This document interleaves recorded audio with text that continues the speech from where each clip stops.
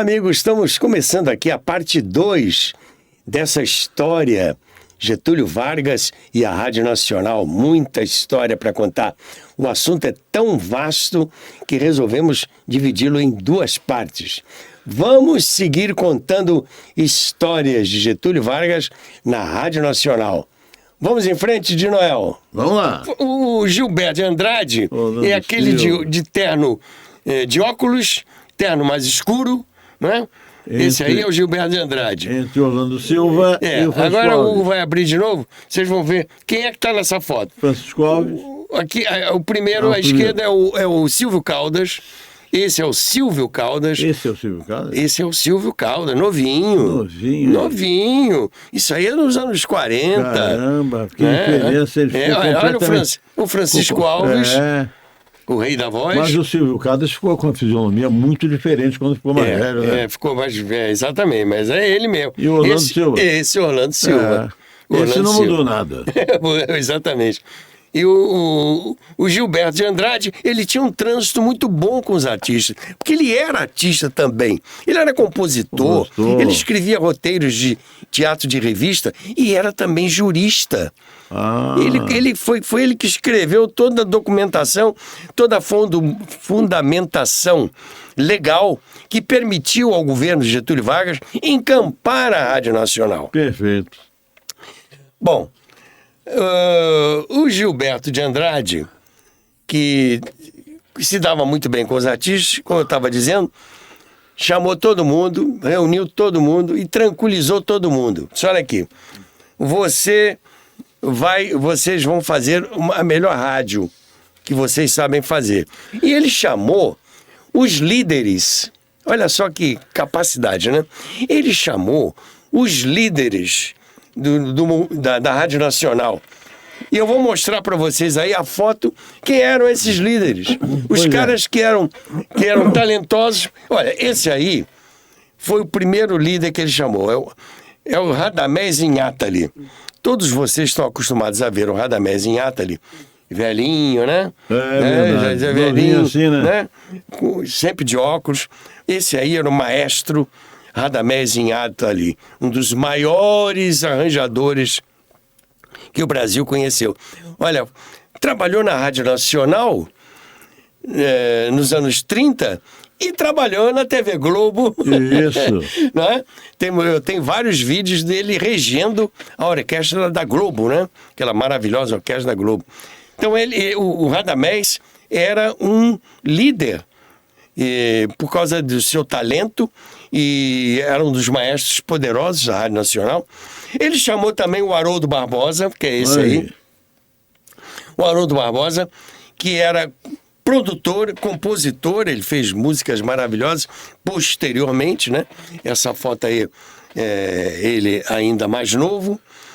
E chamou também outros caras também. Olha, dois monstros sagrados do velho rádio, o José Mauro e o Almirante.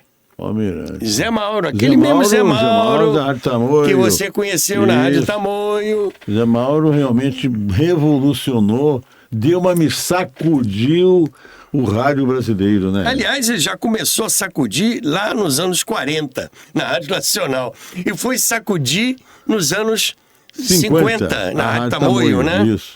Criando aquela rádio música. Exclusivamente música. Exatamente. Então, o José Mauro e o Almirante. Pô, o Almirante, a gente toda hora fala do Almirante aqui, né? O Almirante é um dos gênios do rádio brasileiro. Eu sempre digo que o rádio brasileiro se apoia num tripé. O Roquete Pinto, que criou o rádio no Brasil, o Almirante, que criou os programas montados, e o Adhemar Cazé, né? Que criou os primeiros programas de rádio produzido, né? De auditório, verdadeiramente de auditório, né? O Adhemar Cazé. Bom, e chamou um outro cara importantíssimo, que é esse que está aí, o Vitor Costa. Esse também, né? O Vitor Costa também era produtor de programas da Rádio Nacional. Então ele chamou esses caras que eram os caras talentosos que dominavam os setores da Rádio Nacional, na música, no radioteatro, na criação, e pegou e falou assim, olha, vocês...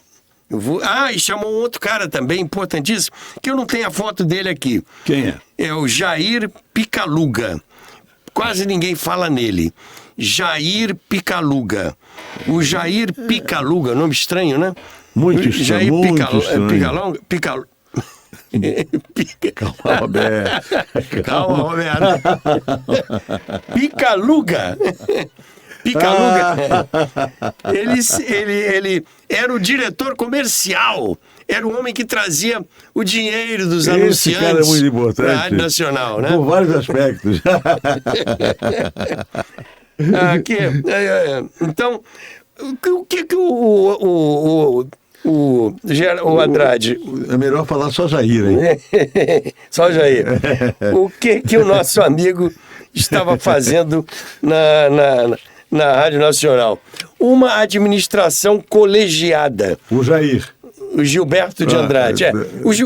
Voltando aqui, que eu acabei perdendo aqui.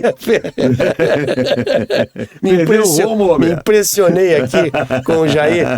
Bom, o seguinte, o Gilberto de Andrade chamou os líderes, Radamés, Haroldo Barbosa, José Mauro Almirante, o Vitor Costa e o Jair Picaluga, que era o cara que trazia os anúncios para a Rádio Nacional. Trazia grana. Então, o Gilberto está fazendo ali uma administração colegiada. Certo. Vê que coisa interessante. Chamou os líderes, disse, olha aqui, vamos fazer uma administração colegiada. E começou a botar uma ordem administrativa na Rádio Nacional. Chegou para o pessoal e falou assim, olha aqui, vamos vender anúncio, a rádio vai se manter com seus próprios comerciais, aí é que entra o Jair, e cada um no seu setor vai produzir o melhor. Nós vamos ter aqui uma rádio de qualidade. Vamos fazer o melhor. E vamos faturar. E vamos vender os horários. E o dinheiro que entrar para a rádio não vai ser entregue ao governo, porque a rádio era do governo. O dinheiro que entra vai para o governo? Não. O dinheiro que a rádio angariar será investido na própria emissora. Isso. Aí, que coisa maravilhosa. Não tem que dar dinheiro. Você ganha dinheiro, mas não tem que dar dinheiro para ninguém. Você vai ficar com dinheiro. E vai comprar. E a rádio começou a comprar. Comprou equipamentos modernos, reformou o estúdio, reformou o auditório. E olha, pouco depois, a Rádio Nacional comprou transmissores novos, passou a ter 3 emissoras de ondas curtas. Mas daqui a pouco eu vou voltar a esse assunto. Vou falar sobre uma outra coisa aqui. Aquela preocupação que os artistas tinham de a rádio virar um cabide de empregos. Sim. Coisa que a gente costuma ver no serviço público, né? Conhece. Serviço público, vem o QI, o cara fica ali, né? Bota o paletó na mesa, na cadeira. Vai, né? Não, a Rádio Nacional todo mundo tinha que trabalhar. E, claro, as injunções políticas, o QI, né? A cartinha, tal. Então, aí o Gilberto instituiu o seguinte, junto com esses diretores colegiados, para entrar na Rádio Nacional tem que passar por um teste de avaliação. Mas a gente recebe pedidos... Jair Picaluga. Você conhece ele? Quem é ele? Achei, não sei quem é. Você conhece? Eu quero ver aqui. Essa é a foto da assinatura de contrato do Almirante. O Almirante está certo. Eu tenho a impressão que o Jair é aquele de terno Esse aqui é o Zé Mauro, né? O Zé Mauro, aquele de bigode, é o Zé Mauro. Eu tenho a impressão que o Jair é aquele ali de terno escuro aqui em primeiro plano. Eu conheci ele, mas ele já estava... Quando eu conheci... Estava velhinho já. Nos anos 50, ele já estava... Essa foto é de 44, né? Eu conheci ele uns 20 anos depois, né? Então, ele morava no Grajaú, inclusive. Eu tenho uma história engraçada para contar sobre ele. Então, bem lembrado, Jair Picaluga. Aí, tá aí nessa foto. Me parece Me parece que é esse de terno escuro, aí do lado direito. Do lado direito. Então, se você não conhecia, passou a conhecer o Jair. O Jair Picaluga. Isso. Beleza. Bom, então, a rádio começou criou-se, então, o padrão de qualidade nacional. Porque quando chegava aquelas cartinhas pedindo emprego para esse cantor, para esse locutor, para esse radioator, para esse músico, tinha um teste. Foi criado o teste de avaliação. Fazia um teste. E tinha o seguinte, se gravava um disco desse teste. A gravação naquela época era meio difícil, complicado, né? Complicado. Muito era gravação em acetato. Mas a Nacional comprou uma quantidade de discos de 8 de 8 polegadas e esses testes eram gravados e eram avaliados. Então foi o cantor X foi indicado por um político, vai submeter um teste. E esse teste era submetido a uma avaliação por um colegiado. Então, na hora que dizia sim, era o colegiado que aprovava. Se dizia não, o colegiado, a rádio se sentia muito à vontade de dizer para aquele cara que tinha indicado... Exato. Né? O político, naturalmente. O político que tinha indicado, disse, olha, não fui eu, foi o colegiado. Então só entrava para a Rádio Nacional quem era de qualidade, quem tinha qualidade. E, em verdade, o elenco era espetacular, né, Roberto? Tinha os melhores locutores, isso, é verdade. Os melhores radioatores, os melhores músicos, o melhor... Tudo. A Nacional estava instituindo ali aquilo que a Globo instituiu depois, anos depois, que é o padrão Globo de qualidade. Né? O Boni instituiu o padrão Alguma coisa Globo semelhante, né? Alguma coisa exato. semelhante. Seria o padrão nacional de qualidade. Então, a qualidade era... O primordial era ter qualidade. Qualidade artística, bons artistas, bons profissionais, produzindo bons programas. Programas de qualidade. Isso. Então... Que, aliás, Roberto, modéstia à parte, acontece aqui na TV Carioca da Gema. Olha, a nossa programação é espetacular. Né? Segunda-feira, as coisas do Rio, com aquele trio fantástico, né? O Arnaldo Mechas, o Evandro Costa, a Cris Araripe. Terça-feira, De Tudo Um Pouco, eu participo de Tudo Um Pouco, e o Carlos Borges. Quarta-feira é o Pod 5, Hilton Abirrião, Mário Silva. Quinta-feira é o Fute História, com o Sérgio Frias. Sexta-feira é Desse Jeito, com a Bete Camarão. E sábado, somos nós aqui. É nós, né? Com a história do rádio. Você veja que é um padrão de altíssimo, padrão TV Carioca da Gema. Eu diria padrão TVG. Gostou agora? Instituir aqui padrão TVG. Tá, mas olha, exatamente por isso é que você tem que fazer o quê? Assinar, né? Se inscrever no canal, compartilhar, dar o like, e tem um QR Code aí, se você quiser também, está à sua disposição. Gostou, Roberto? Gostei. Está Então, aprovado. Muito obrigado. Não precisa nem gravar o disco. Não precisa. Já está gravado. Não, tem que explicar uma coisa rapidamente. Você falou de acetato. Acho que tem que explicar isso, o pessoal não sabe. Essa geração não tem a mínima ideia do que é um acetato, não sabe nem o que é um long play. É verdade, né? é verdade. Então, é acetato, acho que nós estamos aqui para contar a história. Né? Lógico, Então, explicar. É o seguinte, o acetato era um disco com uma base normalmente de alumínio. Aquela base é de alumínio. Se fosse hoje, estava valendo muito dinheiro. Então, o que é acetato? O acetato é uma combinação, um produto, uma combinação química, entende? E que aquele disco ele era mergulhado num tanque exatamente com esse produto, com acetato. Como se fosse uma tinta, né? Se fosse uma tinta. Tirava, né? E aí aquela camada, que ficava uma camada, é ali que era impressa, então, a gravação.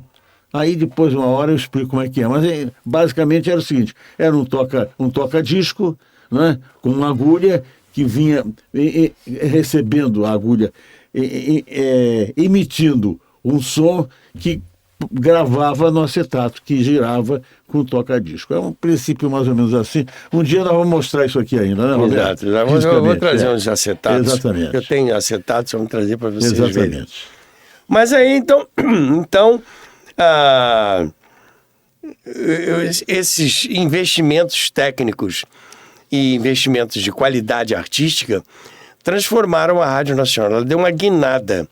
E em pouco tempo, ela passou a ser uma das estações mais importantes no mundo. Eu até diria, isso não é opinião minha, eu pesquisei e está registrado aí nos documentos que a Rádio Nacional do Rio de Janeiro foi uma das 5 maiores emissoras do mundo.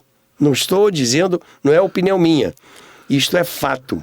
A Rádio Nacional do Rio de Janeiro foi, nos anos 40, a partir dos anos 40, uma das 5 maiores emissoras de rádio do mundo.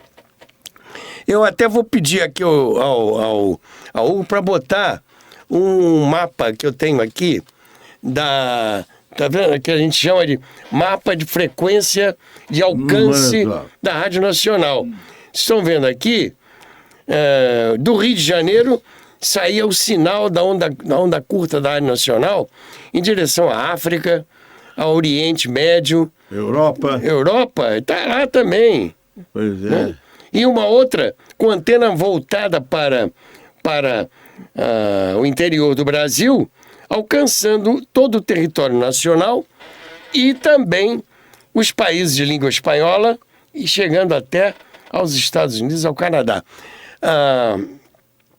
Isso aí era o seguinte, a Rádio Nacional mantinha um esquema, se você está lá no Canadá e ouviu a Rádio Nacional, você comunica, eu estou aqui em Quebec, escutei a Rádio Nacional do Rio de Janeiro, às tantas horas, pela onda curta X. E isso fica registrado. Na hora do Jair Picaluga vender os seus anúncios, ele tem um argumento, dizendo, a Nacional tem ouvintes em tais e tais e tais lugares. O sinal da Rádio Nacional chega a tais e tais lugares. Isso aí era para balizar o alcance da Rádio Nacional e balizar a importância da tabela de preços na hora de vender os anúncios dos produtos veiculados pela Rádio Nacional. Isso. E criou também, o Gilberto de Andrade criou também uma outra coisa importantíssima, que foi o Departamento de Correspondência da Rádio Nacional. Pelo Departamento de Correspondência, havia uma possibilidade que eles chamavam de setor de estatística da Rádio Nacional. Através desse setor de estatística da Rádio Nacional, eram feitas as vendas dos horários da Rádio Nacional. Por quê? Qual era o termômetro para saber o alcance da Rádio Nacional? O feedback de ouvintes e cartas, a correspondência. Exatamente. A Nacional tinha, me parece, no 19º andar, uma sala ampla. Só para carta. Só para isso. Era uma verdadeira agência de correios. Isso. Com escaninhos,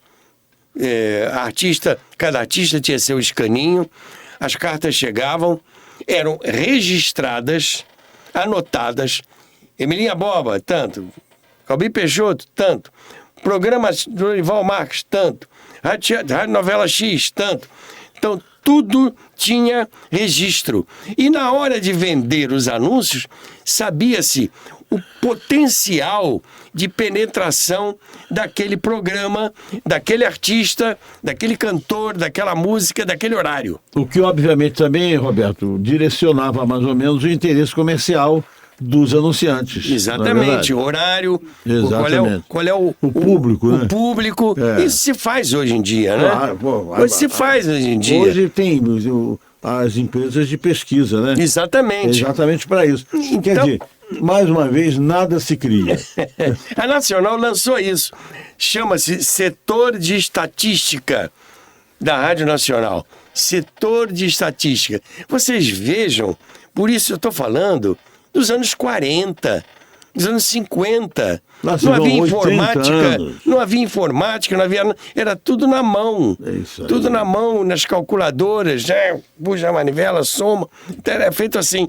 Então, a Nacional inovou em vários aspectos. Não foi apenas ouvindo aqui o que ela produzia através do rádio. Era também na gestão, na maneira de desenvolver o trabalho gerencial dessa emissora.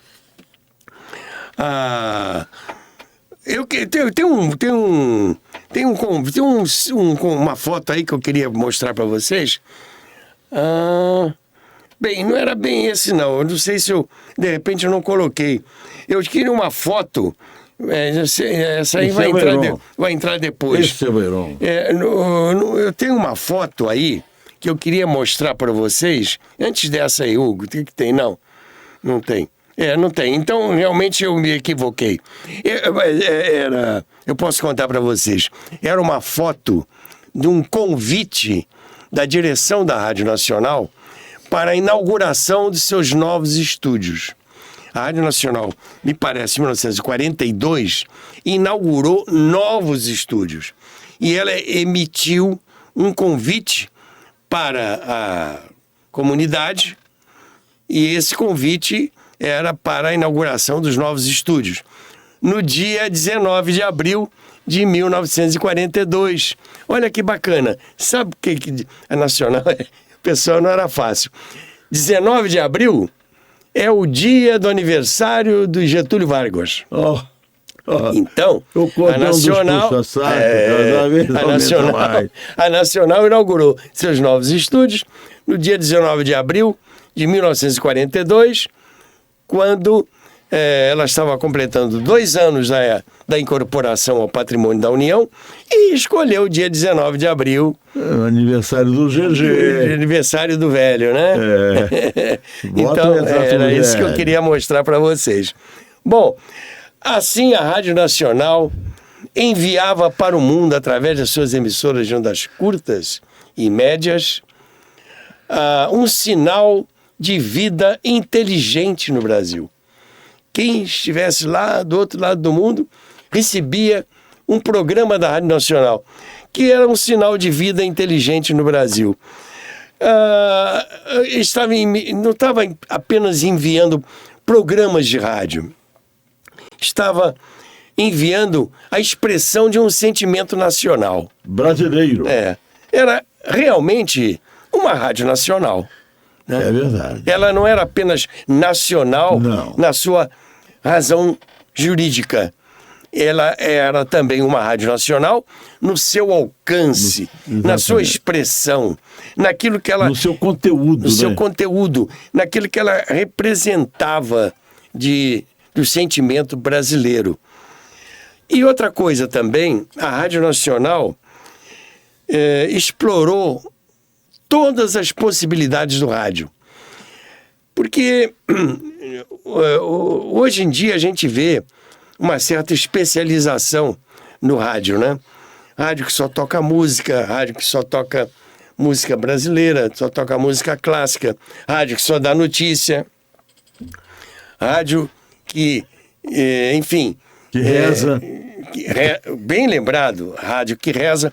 A Rádio Nacional explorou todas as possibilidades do rádio. Rádio teatro, Nacional está lá. Música erudita, Nacional está lá. Música com orquestra, Nacional está lá. Música regional, a Nacional está lá. Então a Rádio Nacional teve respeito, igual a nossa TV Carioca da Gema. Também, né? Ecléticos. Exatamente, porque nós aqui abordamos todos os temas possíveis, na verdade. Não temos especificamente um segmento único. Exatamente. Os programas são diversificados, cada um com a sua característica, obviamente, mas, em verdade, com uma abrangência cultural muito grande. Exatamente. Vai lá, Roberto. Como a gente diz, para todos os gostos. Isso né? aí, para tudo. Então tá. Bom, então, meus amigos, a Rádio Nacional, inclusive na parte de noticiário, agora eu vou pedir ao Hugo para botar, agora sim ali, ela criou na gestão do presidente Vargas, o Repórter S. O público brasileiro tem 4 vezes ao dia o mais completo noticiário radiofônico em telegramas de última hora da United Press. Tá? Tem 4 horários, né? Ali até... eu queria ver se li aqui. Ah, bom, tem os horários. 8 da manhã, obrigado. 8 da manhã, 12 horas e 55 minutos. 7h55. E aí não era mais 7, passou a ser 8h25. 8h25. 8h25. E que não tinha mais 10h55 também. Né, da noite. Não, 10... Era 8h25. E acabava. Não, tinha um outro também. Tinha um no fim da noite. 22 horas e 5 minutos. 10h05. Engraçado, não lembro. Não é 10h55, não, é 10h05. Tinha aí. Engraçado, não lembro. Mas tinha assim. Tinha uma última edição. Eu já estava dormindo. Era a última edição. A sua mãe já tinha tocado você pra cama, né? Não, neném. 10h55, 10 da noite. 10 da noite. Muito bem. Meus amigos, nós já tínhamos feito aqui essas coisas todas, muitas coisas eu pesquisei. E tenho muito carinho pela Rádio Nacional, como também tenho o de Noel. Foi a verdade. Foi a tua primeira rádio, não foi? Sem dúvida. Ali eu comecei a minha carreira como locutor, né? Exatamente. Ali eu também comecei como menino ainda. Como menino, eu também, jovem. Até tem uma foto aí, atendendo a vários pedidos. Eu vou colocar. Coloca. A sua foto? É a minha foto. Quando eu comecei na Rádio Nacional. Olha só. Você era bonitinho, Roberto. Um pouquinho, o cabelo também repartido, do mesmo jeito. Tá igual. Agora tá mais bonito, está prateado. Minha mãe dizia isso também, né? Bonito, você era bonitinho. E elegante, né? Muito elegante. Elegante. Você sempre foi elegante, né, Roberto? Esse é elegante, né? Bonitinho então, tá lá e o cabelo elegante. repartido, só o cabelo não era mudou branco. nada, Roberto, você não mudou nada. Não, O tempo que fez uma pequena transformação. O tempo fez uma pequena adaptação. Mas você está muito bem, está muito bem. Está muito bem. Então tá aí. Eu comecei na Rádio Nacional, essa foto aí, eu tinha 13 anos, eu comecei, bem novinho mesmo. Você era mais novo ainda, não, Roberto? Eu acho que eu tinha... anos? Não, 12 anos. 12 anos. Eu comecei logo depois dessa foto aí. Eu comecei em 1952. Eu tinha 13 anos. Agora os ouvintes, garanto, estão fazendo conta, né? Você vê quantos anos eu tenho hoje, né? Por favor. Então, menino. Mas continuei lá, trabalhei de 1952 até 1962. Tem uma outra foto aí que eu trouxe para vocês, atendendo a inúmeras sugestões. Pedidos, dações. Sugestões. Essa foto aí tá aí tirada. Agora, adivinha quem sou eu aí, né? Eu sei. Pouco difícil, né? Eu sei. De branco. De paletó branco? Claro. De paletó branco, tá ali. Essa aqui é a Zilda? É a Zilda. É mesmo? A nossa querida amiga Zilda, que trabalhava também no programa. Lá, o Francisco Nunes, né? Francisco Nunes. Aquele outro ao meu lado, eu não me lembro o nome dele. A professora Maria de Lourdes Alves, que era diretora do programa. Exatamente. A Zilda Ribeiro, que está nos Estados Unidos. A Zilda era um grande talento, né? Foi o marido da Zilda que levou você para a Rádio Nacional, né? Foi, exatamente. Conta essa história aí de Noel. Bom... Isso aí é a história do rádio também. Isso é verdade. Eu desde cedo, meu pai me obrigava a ler em voz alta. Então eu tinha um domínio da leitura muito bom. Eu não tinha dinheiro para comprar jornal todo dia. Aí fui servir o Exército no Ministério da Guerra, hoje Palácio, né? Ali ao lado da Central. E eu... trabalhava na seção lá, servia na seção de adidos militares, que é o Itamaraty, em verdade, do Exército era, né? Não sei se existe ainda. E lá eu tinha um bom relacionamento com os sargentos, tal, até com o coronel, E aí, quando eu não estava na sessão, assim, pegava o jornal, que a gente tinha o jornal à vontade, né? E pegava o jornal, ia para aquele varandão interno, me encostava assim numa pilastra, para não que ninguém fingir que eu não via ninguém que chegasse daqui. Eu já contei isso aqui, estou repetindo. Chegasse alguém por aqui, porque às vezes passava mesmo um marechal, um general, entende? Tá ali. Mas de repente vinha um sargento, dizia que eu não olhei, entende? Para evitar esse transtorno, tinha que bater continência, reclamava, você não bateu. E aí eu só ficava olhando para o lado de cá. E eu estava ali, aí pegava o jornal e ficava lendo em voz alta. No noticiário. O noticiário, exatamente, do jornal, né, do Globo, Correio da Manhã e tudo mais. E aí uma hora, teve um dia lá que eu estou lendo ali, vi aquele vulto, eu falei, me estrepei todo. Chegou alguém aí. Aí eu olhei, era exatamente o William, marido da Zilda. Da Zilda. Né, que era sargento, ele era menino também, novo, eu tinha 18 anos por aí, e 18, 19 anos.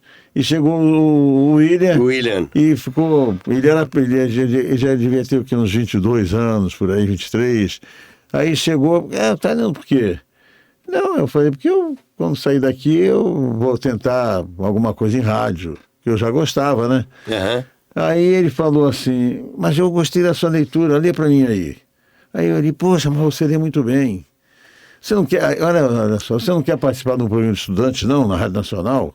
Mas como eu posso? Estou servindo aí. Não, às quintas-feiras à tarde a gente fala com o Ferreira. O Ferreira era o sargentão, gente boa.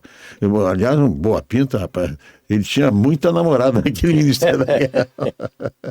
Mas aí falou com o Ferreira, eles deixaram, eu fui à Rádio Nacional, fiz um teste exatamente, né? A Zilda já não estava indo com tanta frequência. Quem apresentava o jornal exatamente a Zilda e o Francisco. Exatamente. Né? Quando a Zilda não podia ir, esse menino aqui fazia o jornal. Aí eu já fui no primeiro programa, eu fui aprovado, o diretor era o Cauê Filho, né? Uhum. Ele era o diretor, né? Ensaiador, como se chamava. Exatamente. Aí fui aprovado, no segundo programa a Zilda não foi, no segundo que eu fui, aí ele falou, vamos fazer um teste entre vocês aí. Aí fez um teste, falou, é você. E me escalou para fazer o jornal.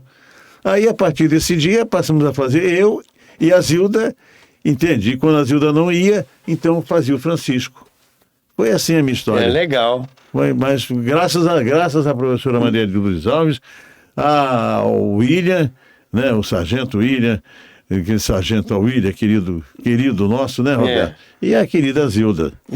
Esta é a minha história. Com aquele vestido escuro, com aquela bolsinha de sapatinho branco. E a professora Maria de Lourdes Alves. Ao lado da Zilda tem o Renato Matos.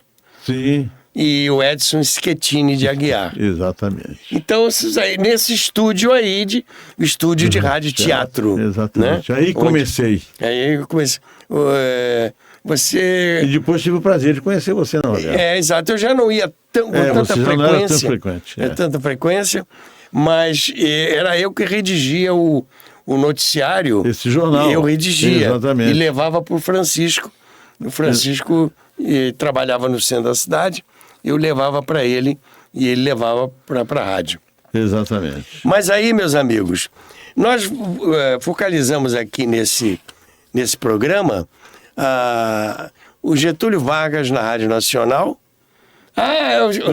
Obrigado. Tem essa foto aí do Heron Domingues, que foi o Repórter Esso.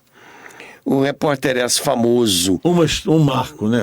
Foi. Depois ele foi sucedido pelo Roberto Figueiredo, né? Também grande locutor. E ele foi para televisão. Foi para televisão, trabalhou na TV Educativa também. E foi para a TV Rio, né? TV Rio, exatamente. Isso. O Heron foi para a TV Rio. O Heron foi para a TV Rio, exato. E depois ele trabalhou na Globo também. Também na Globo. O Jornal da Globo. Ele morreu quando estava na Globo, né? O Jornal da Globo, esse jornal que vai 11 horas da noite, ele que... Exatamente. Foi, se não me engano, foi criado para ele. Exatamente, foi criado para ele. E o Heron Domingues morreu na noite que apresentou a renúncia do Nixon. Isso. Ele estava tão tenso com aquela renúncia. O jornalista vive muito a notícia. Intensamente, né? Ele vive muito a notícia.